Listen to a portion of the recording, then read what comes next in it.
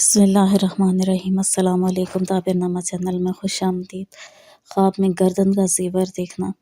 حضرت ابن سیرین رحمۃ اللہ علیہ فرماتے ہیں، اگر دیکھے اس کی گردن میں سونے یا چاندی کا توق ہے، دلیل ہے ولایت پائے گا اور انصاف کرے گا، اور اگر لوہے کا زیور ہے اس کے گلے میں، دلیل ہے کہ بددیانت ہوگا اور اس دین میں خرابی ہے۔ حضرت ابراہیم کرمانی فرماتے ہیں، اگر اپنی گردن میں زیور دیکھے، دلیل ہے کہ جھوٹا دعویٰ کرے گا۔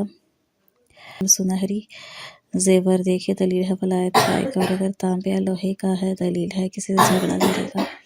حضرت جعفر صادق علیہ السلام فرماتے ہیں کہ گردن میں زیور کا دیکھنا 6 وجہ پر ہے۔ اول حج کرنا، دوم ولایت، سوم حسومت، چہارم امانت، پنجم غلام، اور چھٹا کنیز۔